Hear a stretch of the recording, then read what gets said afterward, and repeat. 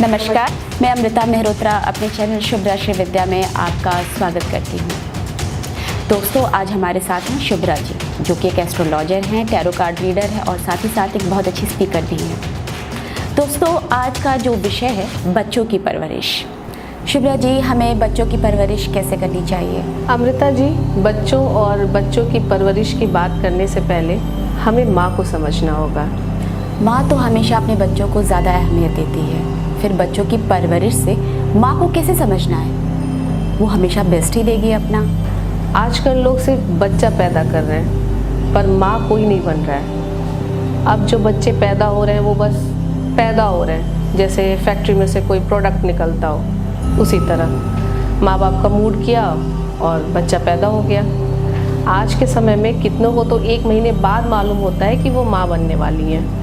वैसे भी आजकल की औरतें माँ नहीं बनती, वो प्रेग्नेंट होती हैं। शुभ्रा जी, माँ बोले या प्रेग्नेंट, दोनों तो एक ही है। आपके इस बात का क्या आधार है? माँ शब्द जितना प्यारा है उससे कहीं ज़्यादा जिम्मेदारी वाला शब्द है। आजकल बच्चा पैदा करने का महत्व कोई नहीं समझ रहा है कि हम इस संसार को एक जीव देने जा रहे हैं। पहले की औरतों को ये पता था कि हम जो जीव दे रहे हैं वो दुनिया का श्रेष्ठतम होना चाहिए। वो भाव रहता था। भाव ही सबसे मेन होता है कि आप किस भाव से गर्भ धारण कर रही हैं। सनातन धर्म में 16 तरह के संस्कार होते हैं। गर्भाधान संस्कार गर्भ ठहरने से पहले किया जाता था। इसमें पति पत्नी गर्भ ठहरने से पहले उसकी तैयारी करते थे, ईश्वर की प्रार्थना, स्वस्थ भोजन और प्रसन्नचित रहते थे, ताकि जो संसार में उनकी रचना प्रत्यक्ष रूप में आए वो अद्भुत हो। इसमें पिता का बहुत रोल नहीं रहता है, क्योंकि पिता का भाव बच्चे में तब आता है जब आपका मिलन का समय होता है। 9 महीने तक बच्चा माँ से जुड़ा रहता है। माँ की सोच, सुख, दुख, हर चीज़ों से वो जुड़ा रहता है। आजकल के माँ बाप सिर्फ बच्चा पैदा कर दे रहे हैं, वो इस बात को महत्व नहीं दे रहे हैं कि दुनिया का एक श्रेष्ठ कार्य करने जा रहे हैं और एक जीव को जन्म देने जा रहे हैं। तो आपके हिसाब से बच्चा कब करना चाहिए? बच्चा तभी करना चाहिए जब आप माँ और गर्भ में पल रहे बच्चे को खुश रख सकें। पहले के समय में बच्चा इसलिए भी जल्दी किया जाता था कि शादी करके आए हैं, खुशी का माहौल है और उसी माहौल में बच्चा कर लो। माँ और बच्चा दोनों खुश रह सके। बच्चे पर सबसे ज़्यादा प्रभाव माँ का रहता है। बच्चा जब गर्भ में रहता है तब माँ बहुत सेंसिटिव हो जाती है। इसलिए बहुत जगह परंपरा है कि गर्भ ठहरने के बाद माँ को मायके भेज दिया जाता है या फिर गोद भराई किया जाता है। कई जगह पे ये परंपरा है कि अलग अलग घरों से भोजन आता है। अलग अलग जगहों पे अलग अलग परंपरा है। ये लोकाचार है, शास्त्रों विधि नहीं है। इन सब का मूल उद्देश्य गर्भवती महिला को खुश रखना है। शुभ्रा जी, आपने हमें ये तो बता दिया कि एक स्त्री को माँ बनने से पहले क्या भाव रखना चाहिए। क्या घर का माहौल भी इम्पोर्टेंट होता है? आजकल बहुत से पेरेंट्स ऐसे हैं जो पंडित से दिन और मुहूर्त निकलवाते हैं। ये सारी चीज़ें एक्सटर्नल हैं। असल चीज़ वो है पॉजिटिव एनर्जी, अच्छा माहौल, जिस पर लोग ध्यान ही नहीं देते हैं। हमारे घर में जो बच्चा पलता है वो पिछले जन्म में किस जगह था, किस परिस्थिति में था, वो क्या यादें अपने साथ लेके आ रहा है, वो यादें अच्छी हैं या बुरी हैं, ये कोई नहीं बता सकता। इसीलिए कहा जाता है कि गर्भवती महिला को कभी टेंशन नहीं देना चाहिए।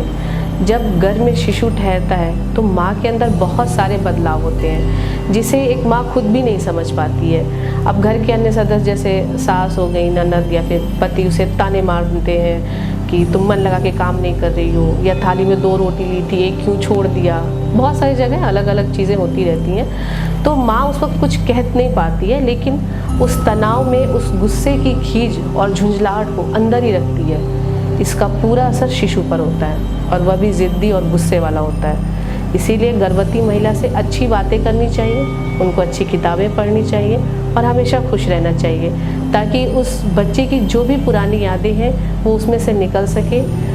माँ के ऊपर घर का जैसा भी माहौल होगा उसका असर बच्चे पर पड़ेगा। गर्भ में पल रहे बच्चे पर भाव और माहौल का असर होता है, तो क्या संस्कार का भी असर होता है? हमारे सनातन धर्म में 16 संस्कारों में से 2-3 संस्कार गर्भ ठहरने पर होती है। गर्भ ठहरने से पहले गर्भाधान संस्कार होता है। ये संस्कार इसलिए किया जाता है ताकि जो बच्चा पैदा हो वो संस्कारी पैदा हो। हमारी जो परंपरा थी वो ऐसी थी कि बच्चा पैदा होने से पहले ही संस्कारी हो। आज जो बच्चे पैदा हो रहे हैं वो इमोशनली वीक हो रहे हैं, गुस्से वाले हो रहे हैं, ज़िद्दी हो रहे हैं। आखिर ये सब कैसे हो रहा है? उस माँ की वजह से, उस घर के माहौल की वजह से जहाँ वो पैदा हो रहा है, क्योंकि वहाँ का माहौल शांत नहीं है, वहाँ टेंशन है, झगड़ा है। अगर हम फुल ऑफ इमोशन और प्यारा बच्चा चाहते हैं तो हमें एक चीज़ सबसे ज़्यादा इम्पोर्टेंस देनी होगी और वो है प्यार और घर का अच्छा माहौल। शुभ्रा जी, आज की जो परिस्थिति है उसके अनुसार बच्चे काफ़ी बिगड़ रहे हैं, उनके साथ पेरेंट्स का बिहेवियर कैसा होना चाहिए? बच्चे नहीं बिगड़ रहे हैं, आजकल के माँ बाप और परिवेश बिगड़ गए हैं। जब माँ बाप को ही नहीं मालूम कि बच्चे में क्या संस्कार डालना है तो बच्चा तो बिगड़ेगा ही। असल में बच्चा आपके और घर के माहौल का ही बिगड़ा हुआ रूप है, एक बड़े फॉर्म में। क्योंकि कई माँ ऐसी होती हैं जब अपने बच्चे की गलती को छुपाने के लिए दूसरों से लड़ जाती हैं, ना कि उन्हें डांटती हैं। वहीं कई जगह जब माँ डांटती है तो दादा दादी या घर के बड़े बुजुर्ग बाकी और मेंबर्स उन्हें बचाने के लिए आ जाते हैं। और बच्चे हर छोटी से छोटी चीज़ों को ऑब्जर्व करते हैं। उन्हें पता चल जाता है कि मैं कोई भी गलत काम करूँगा, घर का कोई ना कोई मेंबर मुझे बचा ही लेगा। इसीलिए जब भी कोई मेंबर बच्चे को उसकी गलती पे डांटे तो घर के अन्य सदस्य इंटरफेयर ना करें, बल्कि वो ऐसा प्रिटेंड करें कि कुछ हो ही नहीं रहा है, जो अपना काम कर रहे हैं एज यूजुअल वो करते रहें। लोग कहते हैं कि बच्चा बात नहीं सुनता, बहुत बदमाशी करता है, तो ऐसे में पेरेंट्स को क्या करना चाहिए? बच्चा है, बदमाशी तो करेगा ही, लेकिन हम क्या करते हैं? हम ये कहते हैं कि बच्चा बात नहीं सुनता, पर कुछ तो आपकी बात मानता होगा। लेकिन हमने क्या बोला? नेगेटिव। तो हमेशा बच्चों को पॉजिटिव बोलें। जैसे अरे मेरा बच्चा तो मेरी सारी बातें मानता है, बेटा ये काम मत करो, ऐसा करो। ऐसा बोलने पर वो पॉजिटिव रिस्पॉन्स करेगा, क्योंकि जैसी हमारी सोच और एनर्जी होती है, घर का माहौल भी वैसा ही होता है। इसीलिए हमेशा पॉजिटिव बोलें।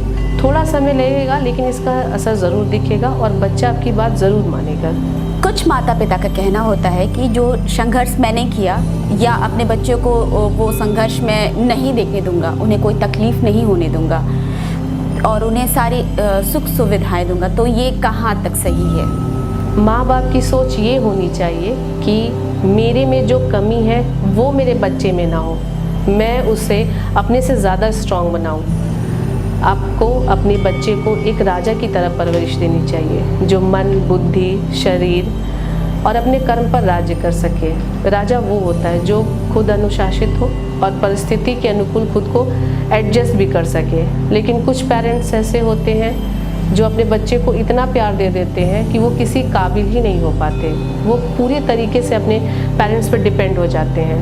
अगर आप बच्चों को बेहतर बनाना चाहते हैं तो उन्हें संघर्ष करने दें। जब वो संघर्ष करेगा तभी उसका मस्तिष्क और शरीर दोनों मजबूत होगा, वो किसी भी मुसीबत से निपट सकेंगे। शुभ्रा जी, अब ये देखा जा रहा है कि बच्चे सोशल नहीं हो रहे हैं, तो इसका मुख्य कारण क्या है? आजकल के माँ बाप ही सोशल एक्टिव नहीं है, तो सिर्फ सोशल मीडिया पर ही वो एक्टिव है। बच्चे कहाँ से सोशल होंगे? सनातन धर्म में कहा जाता है अतिथि देवो भव, लेकिन अब किसी के घर अतिथि आ जाए, वो भी समय बताकर, फिर भी लोगों को उलझन होने लगती है कि खाना बनाना पड़ेगा, खातिरदारी करनी पड़ेगी। आपकी ये उलझन बच्चा देखता रहता है और सीखता है कि किसी के आने पर उसे भी उलझन महसूस होने लगती है। ऐसे बच्चे इंसानों के साथ कम और गैजेट के साथ समय बिताना पसंद करते हैं। आप अक्सर देखती होंगी कि जिन घरों में लोगों का आना जाना लगा रहता है, वहाँ के बच्चे भी उसी माहौल को पसंद करते हैं और वो सामाजिक होते हैं। कुछ पेरेंट्स ऐसे हैं जो बच्चों पर सिर्फ पढ़ाई और उनके करियर को लेकर काफ़ी प्रेशर बनाते हैं, ये कहाँ तक सही है? सच्चाई तो ये है कि कुछ माता पिता अपने बच्चे को वो बनाना चाहते हैं जो वो खुद नहीं बन सके। अपना सपना वो बच्चों के द्वारा पूरा करना चाहते हैं। कुछ माँ बाप को लगता है कि वो अपने जीवन में फेल हैं, उन्होंने कुछ भी हासिल नहीं किया। इस चक्कर में वो अपने बच्चों के प्रति काफ़ी सख्त हो जाते हैं। कुछ पेरेंट्स ये सोचते हैं कि आज जो हम बच्चों पे खर्च कर रहे हैं तो वो बड़ा आदमी बनेगा, अमीर बनेगा, मेरा नाम रोशन करेगा। अपने इस ड्रीम को पूरा करने के लिए कुछ पेरेंट्स बच्चों पर प्रेशर बनाते हैं, लेकिन इन सारी चीज़ों को हम एक सेंटेंस में कहकर छुपा देते हैं, और वो है कि हम तुम्हारा फ्यूचर सेट कर रहे हैं। बच्चों का सवाल करना जायज़ है, लेकिन कुछ पेरेंट्स की ये शिकायत होती है कि मेरा बच्चा बहुत सवाल करता है, तो ऐसे में कैसे उन्हें हैंडल करना चाहिए?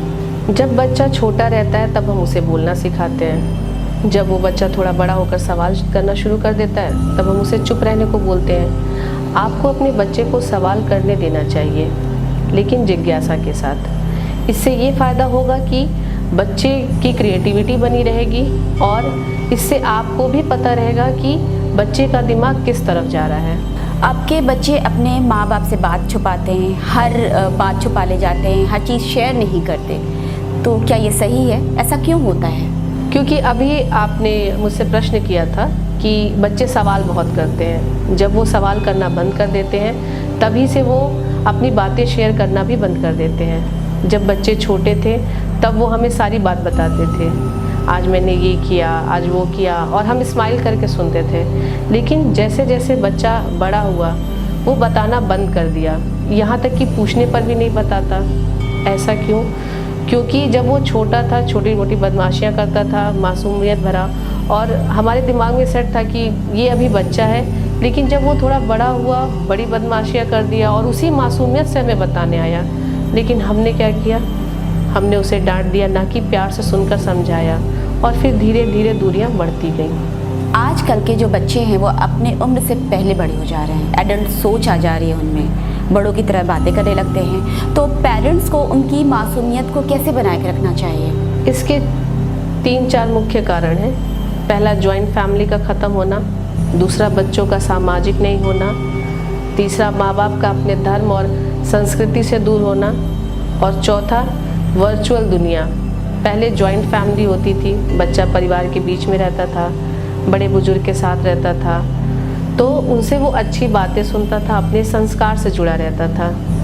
उसकी हर गतिविधि पर परिवार के किसी न किसी सदस्य की नज़र रहती थी। लेकिन अब सिर्फ माँ बाप और बच्चा रहते हैं। आप जो बात करते हैं वो सुनता है, और जाने अनजाने बच्चा टीवी और मोबाइल से ऐसी चीज़ें देखता है जो उन्हें नहीं देखना चाहिए। आपके बच्चों में आत्महत्या की टेंडेंसी बढ़ती जा रही है, इसका मुख्य कारण क्या है?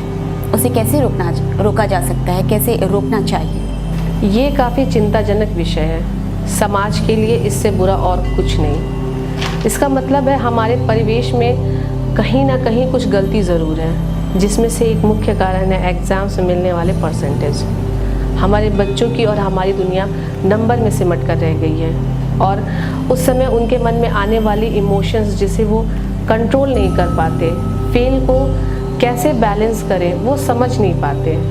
जबकि फेल सक्सेस का ही एक रास्ता है, और इस अंतर को बताने वाले 2 व्यक्ति होते हैं। पहला पेरेंट्स और दूसरा शिक्षक। नंबर आज कम है, कल ज़्यादा आ सकते हैं। आज आप फेल हैं, कल सक्सेस हो सकते हैं, पर जीवन एक बार चला गया तो दोबारा नहीं आ सकता। हम जीवित रहेंगे तभी कुछ कर सकते हैं। इसको रोकने का तरीका है ध्यान, योग, और इससे फ़ायदा ये है कि आप बैलेंस होंगे इमोशनली और मेंटल।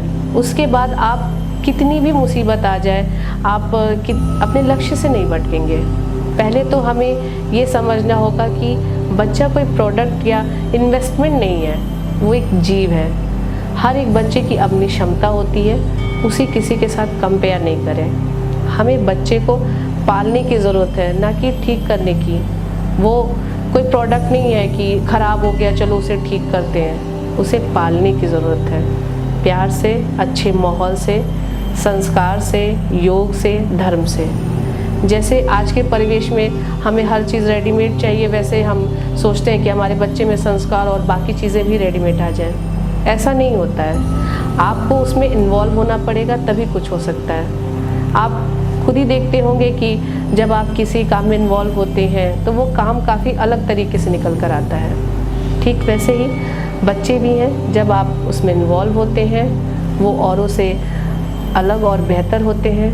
आप बच्चों को सिर्फ अच्छा माहौल दीजिए, बिना प्रेशर के, फिर देखिए अपना फ्यूचर वो खुद ही सेट कर लेंगे और आपके प्लान से बेटर सेट करेंगे और खुश भी रहेंगे। शुभ्रा जी, आपके अनुसार आज के समय में बच्चों की परवरिश कैसे करनी चाहिए या हमें किस तरह का पेरेंट्स बनना चाहिए? बच्चे की परवरिश काफ़ी जिम्मेदारी वाला काम है, जिसे हर माता पिता बखूबी निभाना चाहते हैं, अपना बेस्ट देना चाहते हैं। एक अच्छा पेरेंट बनने से पहले खुद पर काम करें, खुद को समझिए कि आप क्या करते हैं, आप कैसे बोलते हैं, क्योंकि बच्चे जो देखते हैं वही वो सीखते हैं, और जो आप करेंगे उसको बढ़ा चढ़ा कर करेंगे। अगर आप खाली समय में मोबाइल देखते हैं, बच्चा भी मोबाइल ही देखेगा। इसीलिए आप खाली समय में किताबें पढ़िए, आपको देखकर बच्चा भी आपकी नकल करेगा। सिर्फ गर्भावस्था में ही अच्छी किताबें नहीं पढ़नी चाहिए। एक अच्छी माँ बनने के लिए इतिहास से जुड़ी औरतों की कई कहानियाँ पढ़ें, जैसे रानी लक्ष्मीबाई, जीजाबाई, दुर्गा भाभी। ऐसी बहुत सी कहानियाँ हैं जिससे आप खुद को भी इम्प्रूव कर सकती हैं। उसी समय बच्चों के लिए भी किताबें लेते आइए, जैसे बालकों के उपयोग की बातें, बालकों की बोलचाल, बाल पोथी। उन्हें कोई कॉमिक्स या मोबाइल पर किताबें पढ़ने मत दीजिए। इसलिए आप अपने बच्चों को जो सिखाना चाहते हैं पहले वो आप सीखिए।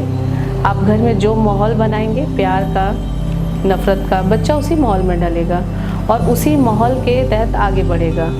रही बात आपको कैसे पेरेंट्स बनना चाहिए, इसके लिए मैं आपको बता दूं, कुछ पेरेंट्स ऐसे होते हैं जो सिर्फ ऑर्डर देते हैं कि मैंने जो बोल दिया वो तुम्हें करना है। कुछ पेरेंट्स होते हैं जो गिफ्ट्स का लालच देते हैं कि मेरा ये काम कर दो तो मैं तुम्हें चॉकलेट दूंगा। कुछ पेरेंट्स ऐसे होते हैं जिन्हें मतलब ही नहीं होता कि बच्चा उनका क्या कर रहा है या क्या नहीं कर रहा है। और कुछ पेरेंट्स ऐसे होते हैं जो बच्चे से मिलकर बात करते हैं, उनको अपने में इन्वॉल्व करते हैं। और सबसे आखिरी में आते हैं कॉम्बो पैक। ये कॉम्बो पैक का मतलब क्या है?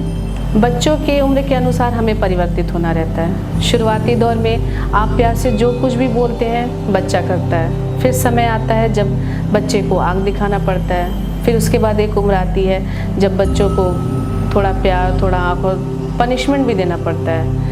और फिर एक उम्र आती है जब उसके साथ एक दोस्ताना व्यवहार बनाना पड़ता है।